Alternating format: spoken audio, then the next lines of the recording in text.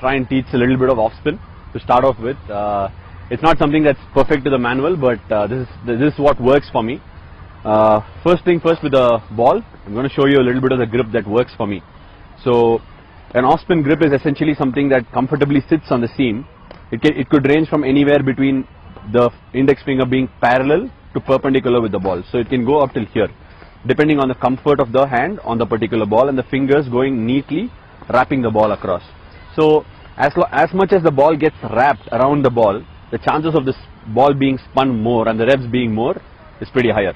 As you cock your index finger into the ball, the chances of top spin is very high, because the ball is going to come out like this.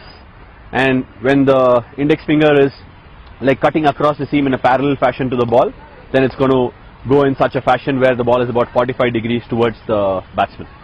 So what induces more spin and more break is the one that's 45 degrees facing towards the batsman, and the one that's slightly tilted towards the 90-degree mark, where the seam position is somewhere like this and not exactly like this, is when you get the extra bounce. So it varies. I use this particular grip to induce more top spin on the ball, where my index finger is like a hook, and for me to bowl more side spin, I try and hook the index finger like in a parallel position to the ball's surface.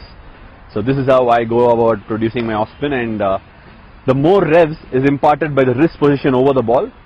The wrist essentially needs to finish in this fashion for the ball to go in the 45-degree panel that it's required, and the faster the rotation goes of the wrist, the better it is for the ball to produce more dip and drift on the ball. The other one which actually got me famous is the carom ball. So this is not something that's very easy, because the ball doesn't, I started bowling it with a tennis ball, wherein the tennis ball actually gets pressed with my middle finger. The tennis ball actually goes into that position where I can hold it around with my thumb, and then I produce that carom ball position wherein you actually hit a striker. So when you do that, what happens is, with the squeeze, the tennis ball dips and it turns. But with the cricket ball, it's that much more harder.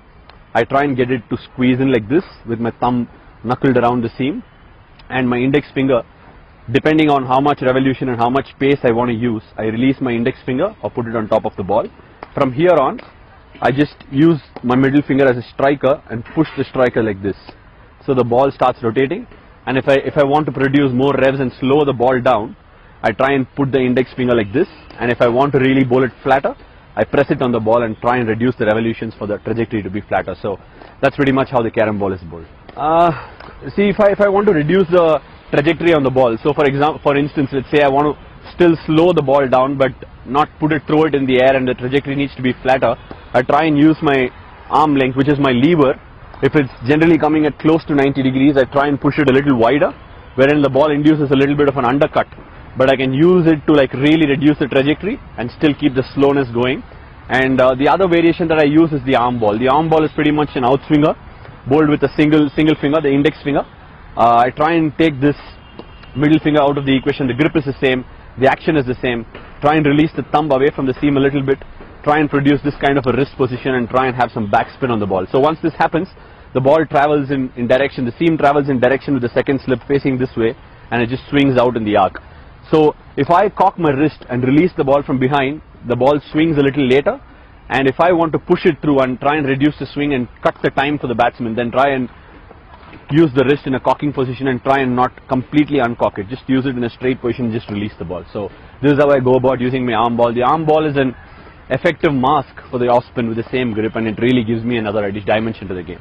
So there are a few variations that goes inside my own system. Like, these are the cues for me to actually bowl my